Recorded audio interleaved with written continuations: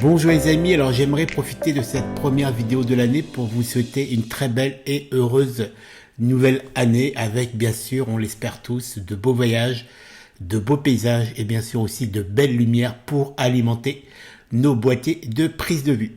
J'aimerais aussi vous remercier, que vous soyez photographe passionné ou passionné de belles images, pour votre soutien tout au long de l'année 2023, soit par l'acquisition de mes livres photographiques, la participation à mes expos photos et bien sûr aussi l'achat de mes tirages d'art. Merci beaucoup. Alors très clairement, l'année 2023 sur la sphère professionnelle, que ce soit sur mon activité d'auteur photographe et en particulier sur mon activité de formateur photo, aura été une année vraiment très passionnante avec bien sûr beaucoup de belles rencontres avec beaucoup d'entre vous et surtout aussi de belles réussites, comme par exemple un masterclass sur la composition que j'ai intitulé donc la composition créative au-delà des règles, qui très clairement est une réussite que je n'aurais jamais imaginée, puisque cette formation mise en ligne au mois d'août vient de dépasser la barre des 800 téléchargements. Donc merci beaucoup pour encore une fois votre intérêt et votre soutien. Sans compter avec le premier lancement de ma première session masterclass que j'ai intitulé le parcours créativité, qui durera 6 mois, donc une session qui est en cours actuellement. C'est pour toutes ces raisons que je vous remercie, car en plus, vous êtes plus de 4000 passionnés de photographie à vous former régulièrement à travers mon site de formateur. Vous le connaissez maintenant, j'adore laphoto.com. J'aimerais aussi profiter de cette première vidéo de l'année pour vous parler de cette chaîne YouTube. Et c'est vrai que vous êtes très nombreux à m'envoyer des petits messages regrettant le manque d'activité donc au niveau de ma chaîne. Alors, je suis d'accord avec vous. C'est vrai que depuis le mois d'août, il y a eu très peu d'activité. Après, voilà, il y a des raisons personnelles, donc liées à ma vie personnelle que je garde pour moi, mais il y a aussi des raisons professionnelles. Je travaille actuellement sur l'édition de 3 prochains livres, donc qui demandent beaucoup de travail et surtout qui me demandent d'aller souvent sur le terrain. Donc pour aller chercher de belles ambiances, de belles lumières. C'est pour ça que j'étais en Islande il y a un mois. Après, je suis parti dans la région des Glencoe. Là, je prépare 2-3 autres voyages pour aller chercher du contenu, pour alimenter donc mes 3 livres. Et c'est vrai que, encore une fois, ça prend beaucoup de temps. Il y a aussi, bien sûr, aussi mon activité de reporter et bien sûr aussi, en particulier, mon activité de formateur photo, qui sont, encore une fois, des activités qui prennent beaucoup de temps dans ma vie. J'aimerais, et c'est vrai que pour l'année 2024, souvent quand il y a une nouvelle année, on prend un peu de recul, on réfléchit. C'est pour beaucoup de raisons personnelles et professionnelles que j'ai décidé d'arrêter certaines activités. Donc, en fin de compte, de resserrer mon activité sur mon activité d'auteur photographe, puisque je prépare des livres, mais aussi une future exposition pour le mois de mars, avec un sujet, je pense, qui risquera certainement de vous étonner. Je vous en parlerai plus tard. J'aimerais aussi profiter de cette première vidéo de l'année pour vous parler de ma chaîne YouTube. C'est vrai que vous êtes assez nombreux à me contacter, à me laisser des petits messages regrettant donc le manque d'activité donc de ma chaîne YouTube. Alors très clairement, oui, je suis d'accord avec vous. Depuis le mois d'août, il s'est quasiment rien passé ou très peu de choses sur ma chaîne YouTube. Après, il y a des vraies raisons, des raisons personnelles liées à ma sphère privée que je garde pour moi, mais aussi des raisons professionnelles, car vous le savez, j'ai plusieurs activités. Je suis reporter, je suis auteur photographe et bien sûr aussi formateur professionnel. Et ces activités me prennent beaucoup de temps. Que ce soit sur mon activité d'auteur photographe, puisque actuellement je travaille sur l'édition de mes 3 prochains livres. Et pour ça, il faut que j'aille souvent sur le terrain pour aller chercher du contenu, donc de belles ambiances, de belles lumières. C'est pour ça que j'étais en Islande il y a maintenant un mois, que je reviens d'Écosse, que je prépare mes prochains voyages, puisque j'ai besoin d'aller sur le terrain chercher du contenu photographique pour bien sûr alimenter mes futurs livres. Je prépare aussi une très belle exposition pour le mois de mars, donc dans le cadre des confrontations photos de Gex, qui est une exposition qui me tient vraiment à cœur. Et surtout, je vais vous proposer un sujet photographique qui est totalement, on va dire, en dehors de mes habitudes, de mon univers habituel. Je pense que cette série va certainement vous étonner, c'est le but du jeu aussi. J'ai aussi bien sûr d'autres activités, reporter photo, et en particulier bien sûr celle qui me prend le plus de temps, celle de formateur photo, donc professionnel, avec mes déplacements dans les différentes villes de France, Bordeaux, Lyon, la région Bretagne, Paris, donc pour mes formations présentielles, donc dans le cadre du CPF, qui forcément prend pas mal de temps, et bien sûr aussi l'édition de mes contenus pédagogiques dans le cadre, encore une fois, de mon site de formation. C'est vrai que tout ça prend beaucoup de temps et je sais, vous le savez, éditer du contenu, alimenter une chaîne YouTube, ça prend beaucoup de temps, c'est très chronophage. Souvent, quand il y a une nouvelle année, on prend un peu de recul, on réfléchit, on essaie d'ajuster les choses. Et moi, j'ai décidé donc de mettre en stand-by certaines activités, comme par exemple l'accompagnement lors de voyages photos. Cette activité, je la mets en stand-by pour l'instant, je verrai plus tard. Je vais aussi ralentir certaines collaborations avec certaines marques, donc limiter mes masterclass pour encore une fois me libérer du temps. Alors déjà pour travailler sur mes projets perso en tant qu'auteur photographe et surtout pour rester plus longtemps à la maison, plus souvent à la maison, ce qui me permettra forcément d'avoir un peu plus de temps pour alimenter non seulement mon site de formateur, www.j'adorelaphoto.com, vous le connaissez très bien maintenant, mais aussi cette chaîne YouTube. D'ailleurs, ça commence plutôt pas mal puisque je vous propose de découvrir la première vidéo de 2024, qui est certainement la première d'une série à venir, sur un thème que je considère important, essentiel, c'est la composition photographique. Alors, pour être totalement transparent avec vous, je vous propose tout simplement de découvrir un extrait de 20 minutes, qui est un extrait issu de ma masterclass que je vous ai déjà présenté, qui s'appelle donc la composition créative au-delà des règles, donc un extrait de 20 minutes sur la photographie de paysage. Et d'ailleurs, pour ceux qui voudraient aller beaucoup plus loin, donc sur ce thème essentiel, très important, que d'ailleurs je trouve très peu abordé sur les chaînes YouTube et en général dans la sphère donc de formation, c'est vrai qu'on parle beaucoup de matériel, on parle beaucoup de techniques de développement, Lightroom, Photoshop, mais on aborde peu donc la composition créative au-delà des règles. Donc si vous voulez aller un peu plus loin, conforter vos connaissances de composition, c'est très simple puisque cette masterclass qui dure 5 heures est toujours disponible sur mon site de formation. Je vous propose donc de découvrir cet extrait de 20 minutes sur le thème la photographie paysage nature. C'est parti.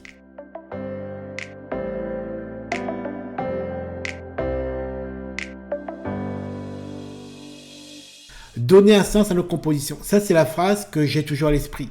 Cette volonté de travailler sur nos compositions pour donner un sens donc à mon image, raconter une histoire, n'est pas forcément applicable à tout moment. C'est-à-dire que si je fais des reportages photos pour mes clients, forcément, l'intérêt du reportage photo, c'est de proposer des photos totalement illustratives, informatives, pour des magazines de voyage, pour illustrer un article.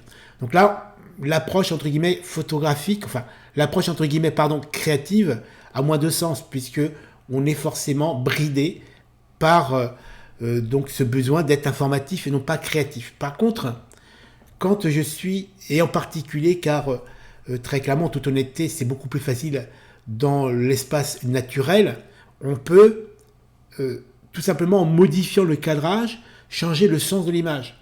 En architecture, beaucoup moins, puisque on est formaté sur des règles de composition qui sont liées au volume, qui sont liées à la symétrie, etc. On va découvrir ça dans le volet numéro 2. Par contre, en paysage nature, on a une totale liberté de choisir non seulement le sujet, sa composition, son choix de lumière, choisir aussi les conditions climatiques qui vont donner un supplément d'âme à nos images.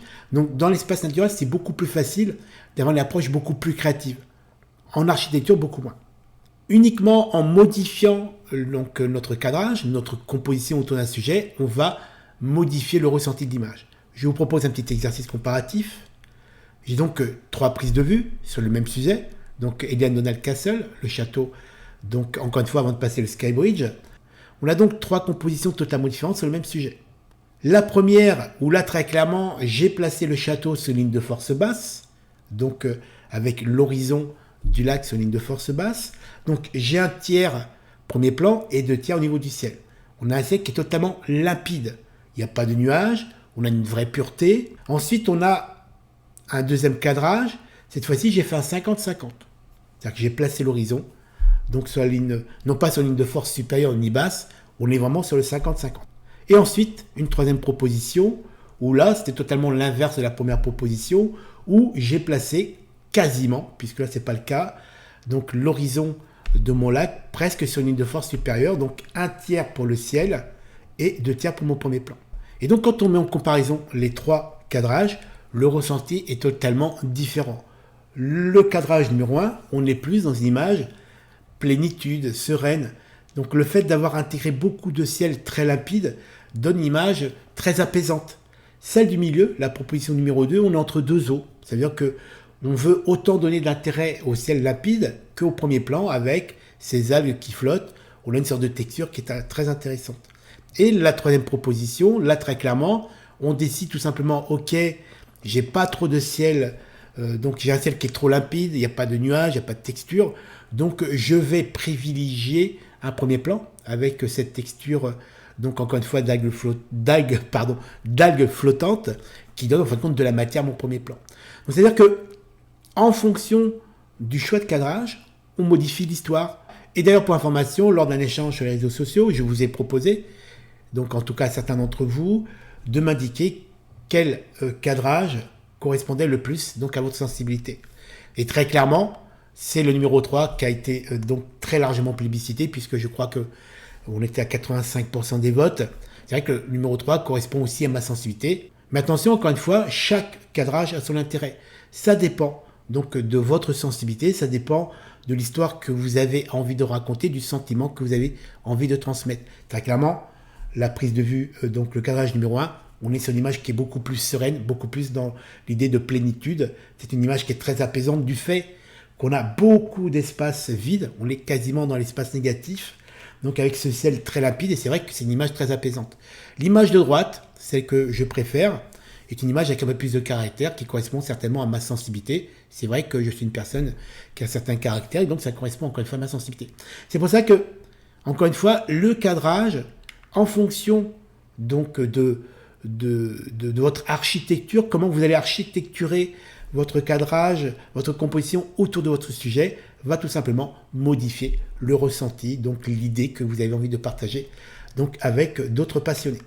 Et d'ailleurs, pour information, vous pouvez visualiser cette vidéo, cette présentation autour de cet exercice très intéressant, très constructif, sur ma chaîne YouTube. J'adore la photo comme.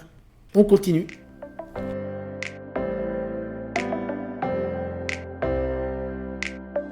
Voilà donc pour cette première partie, introduction autour d'une piqûre de rappel de la règle des tiers, et bien sûr aussi la mise en avant de l'importance de la composition, du cadrage par rapport à un sujet qui aura forcément une incidence directe sur le ressenti de l'image.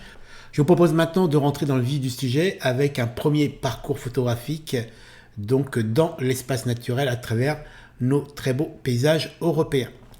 Alors première chose, très important, et ça c'est certainement ce qu'il faut toujours garder à l'esprit quand vous êtes sur le terrain.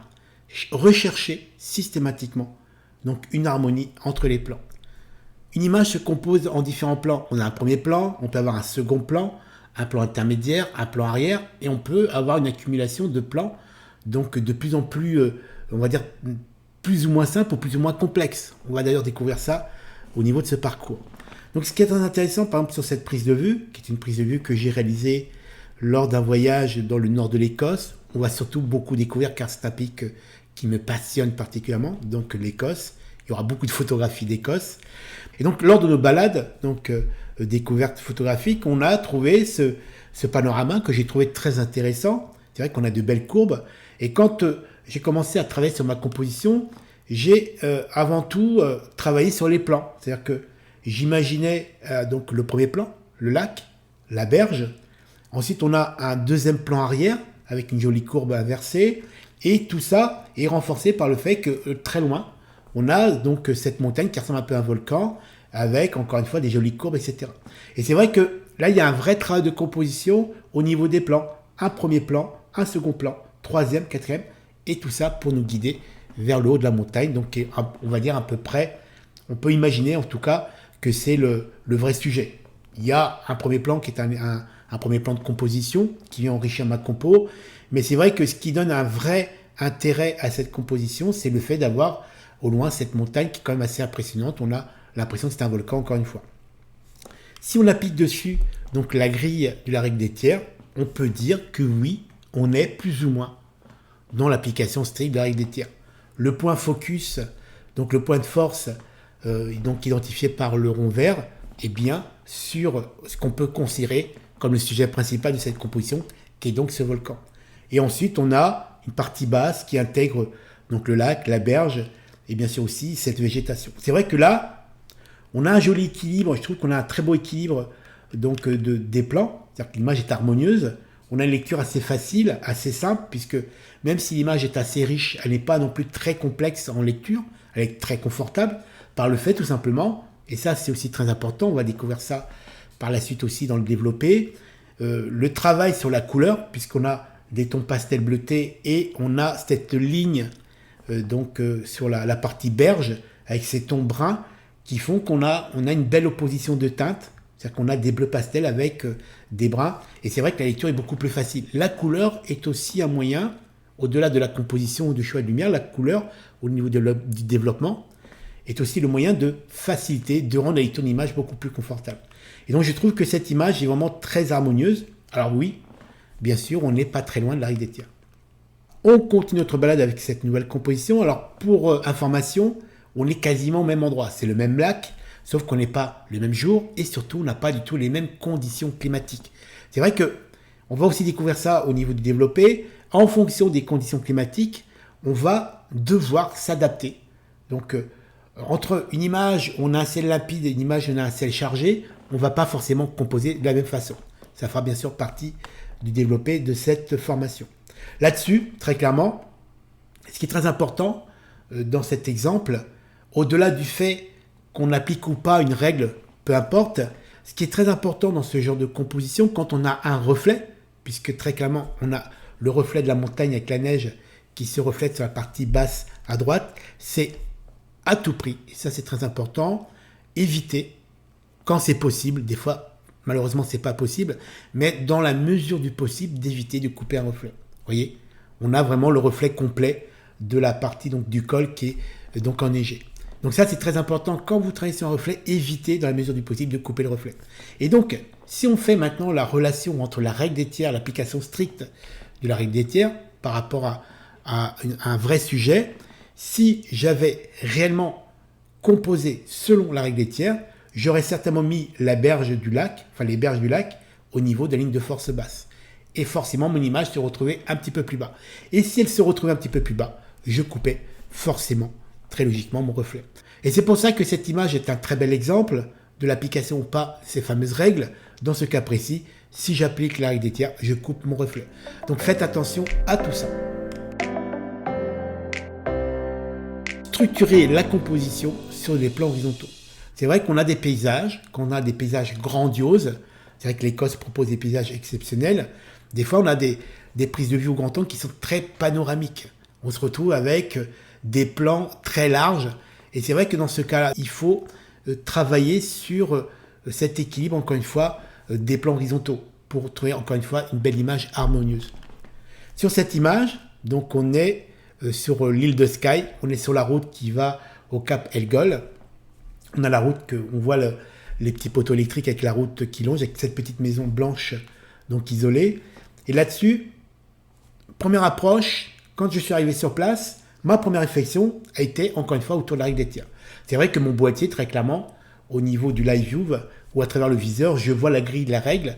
Et forcément, cette règle, le fait d'avoir ça dans mon viseur, va forcément m'inciter à travailler sur cette règle-là. Mais par contre, attention, encore une fois, c'est informatif. Ça peut être une base de travail, une base de réflexion. Mais dans certains cas, c'est contre-productif. Et là, encore une fois, c'est le cas. Donc, si j'avais appliqué tout simplement cette fameuse règle, j'aurais tout simplement réalisé cette prise de vue. Vous voyez, on a un tiers pour la partie basse. L'horizon du lac est sur ligne de force. Et ensuite, j'ai distribué ma composition sur 2 tiers supérieurs pour donc, la chaîne de montagne et les nuages. On a donc, très logiquement, un tiers bas pour le lac, avec le reflet. Ensuite, on a un tiers central qui inclut la berge, la chaîne de montagne, et on a un tiers supérieur qui inclut donc la partie ciel, etc. On est donc dans ce cas précis dans l'application stricte de la règle des tiers. Alors oui, on a une belle image, bien équilibrée, on a des belles couleurs. C'est vrai qu'il y a eu un développement précis pour aller chercher les bruns, en opposition avec des gris un peu bleutés, un peu froids, le ciel un peu bleuté. On a donc une image très agréable à regarder, sauf que cette image ne correspond pas donc à l'histoire que j'ai envie de vous raconter. Car ce qui a motivé cette composition, c'est la petite maison, donc blanche, puisque cette image fait partie d'une série qui a été exposée plusieurs fois en galerie. Et le thème de cette composition, c'est perdu, puisque c'est vrai que pour ceux qui connaissent la région, il n'y a rien autour. Et on est assez surpris de trouver cette maison, qui est une maison en plus très jolie, très confortable, paumée dans ce paysage donc exceptionnel.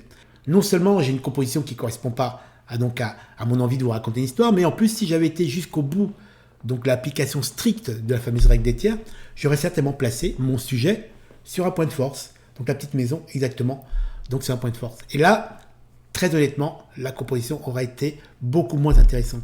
Et c'est pour cette raison que je trouve cet exemple très intéressant, car maintenant je vais vous montrer mon cadrage au-delà des règles. Vous voyez, on n'est pas du tout dans l'application où on n'est pas du tout dans une approche de composition axée encore une fois sur la réflexion de la fameuse règle des tiers. Puisque si on l'applique dessus, on voit très bien que là, il n'y a strictement aucun respect de quelque règle que ce soit. Si on applique dessus la grille des tiers, vous voyez, il n'y a aucun relief, donc que ce soit la berge du lac ou que ce soit la cime des montagnes qui est alignée avec une ligne de force. Puisque, encore une fois, l'image que je vous propose est une image qui est parfaitement en cohérence avec l'envie que j'ai de vous raconter une histoire. On a donc cette petite maison isolée dans cette immensité et le fait qu'elle soit toute petite, ça donne encore plus de valeur à l'immensité du paysage. Avec donc cette chaîne de montagnes, cette belle lumière rasante qui vient souligner les volumes et aussi bien sûr ce ciel chargé, un peu menaçant, puisque c'est vrai qu'on est quand même dans un paysage de caractère.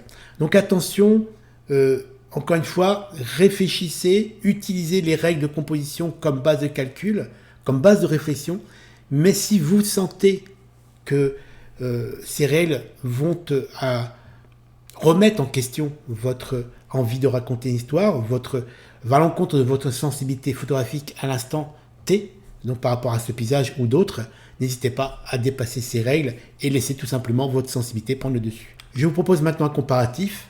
La photo de gauche, c'est l'application donc de la règle des tiers, donc c'est une sensibilité, une histoire qui est bridée par cette fameuse règle. Alors attention, cette image a aussi un intérêt, c'est-à-dire que cette photo, donc celle de gauche, pourrait très bien être utilisée dans un magazine en double page avec un premier plan, puisque en photographie, quand vous êtes photographe professionnel et que vous travaillez aussi pour des magazines, des fois, vous avez des style guides, c'est-à-dire que le client vous impose certains cadrages, comme c'est le cas, par exemple, de l'exemple à gauche, cette image a été utilisée dans un magazine.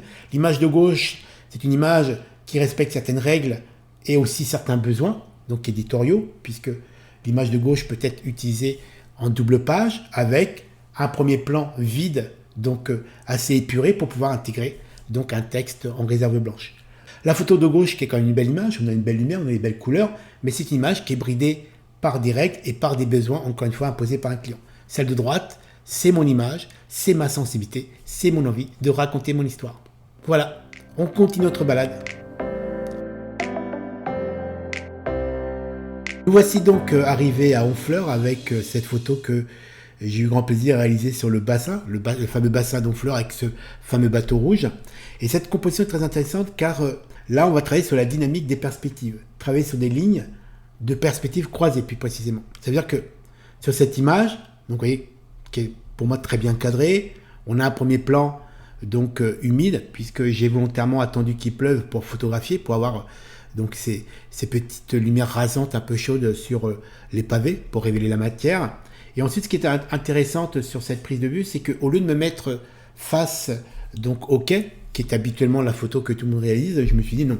Moi, j'ai envie de casser un peu cette habitude photographique en me décalant sur la droite. C'est-à-dire qu'en fin de compte, j'étais parfaitement aligné sur le quai. J'ai tout simplement pivoté mon boîtier pour casser un peu cette facilité donc, de travailler sur des lignes horizontales pour avoir cette fois-ci, non pas des lignes horizontales, mais des lignes croisées. On a donc, au niveau de la composition, on va dire que le bateau rouge, on peut dire qu'il couvre 2 points de force, qui est sur une ligne de force droite. Mais au-delà de ça, le vrai travail que j'ai réalisé, c'est un travail, donc encore une fois, sur des perspectives croisées. On a un premier plan, ce premier triangle, qui correspond donc au quai.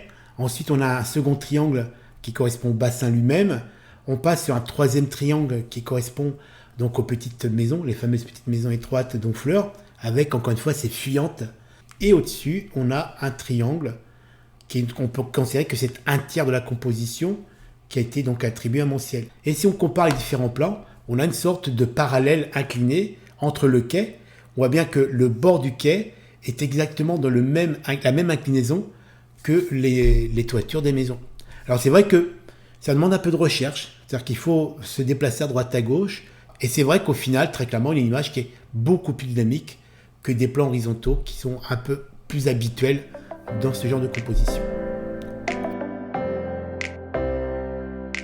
On quitte Honfleur direction la plage de Barrica, qui est une plage exceptionnelle, très photogénique, qui est proche de la ville de Bilbao, sur la côte nord espagnole, avec une approche photographique totalement différente par rapport à l'exemple précédent.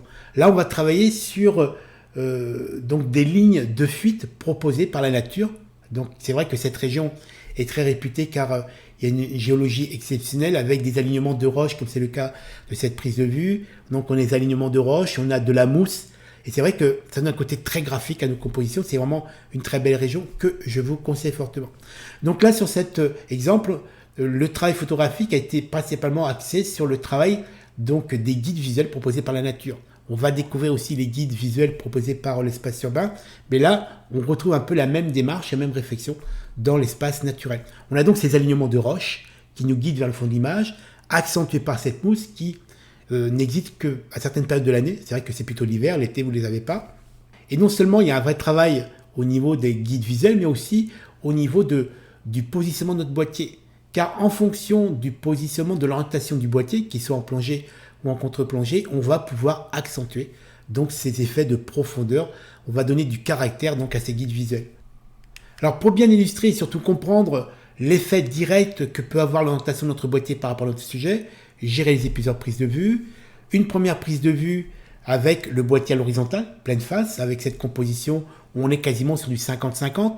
On a 50% de la composition supérieure qui est dédiée donc au ciel, avec un ciel très texturé, et on a 50% dédié au premier plan, avec encore une fois cet alignement de roches très graphique. Et ensuite, j'ai réalisé une seconde prise de vue avec mon boîtier en plongée. On est au grand angle, on est au 16-35, on est à 16 mm, et très clairement, quand on compare les deux, on voit bien l'incidence directe, donc la position de mon boîtier.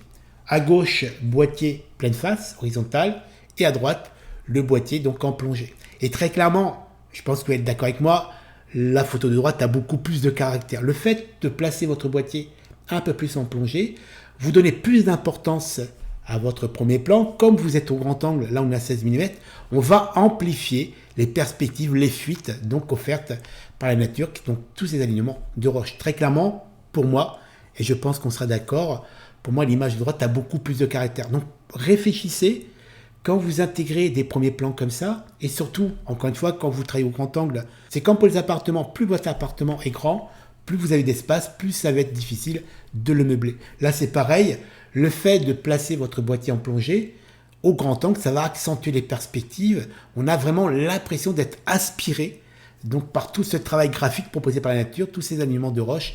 Et c'est vrai que très clairement, pour moi en tout cas, l'image de droite a beaucoup plus de caractère. Alors c'est vrai qu'on a un ciel qui est très texturé, mais pour moi, je trouve que la richesse de cette composition est dans le premier plan et non pas donc dans le ciel, en tout cas dans ce cas précis. Donc pensez-y, faites des tests. Quand vous arrivez sur un sujet très graphique, que vous travaillez au grand angle, n'hésitez pas à faire des tests, donc boîtier horizontal et boîtier donc en plongée, ce qui vous permettra d'avoir une meilleure appréciation du milieu et peut-être de faire les bons choix. Voilà donc pour cet exemple très intéressant, pensez-y à la plongée, donc dans ce cas précis.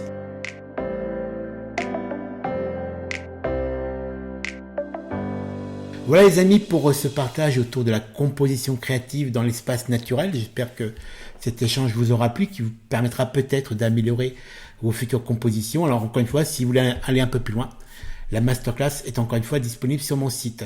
Si vous avez apprécié, comme d'habitude, n'hésitez pas à laisser un commentaire, à me poser peut-être des questions. J'y répondrai. Si vous avez aimé, donc n'oubliez pas de liker. Si vous n'êtes pas encore abonné, n'hésitez pas à vous abonner donc à cette chaîne pour la soutenir car c'est très important. Merci beaucoup et encore une fois, très belle et heureuse année 2024. Allez, bye bye.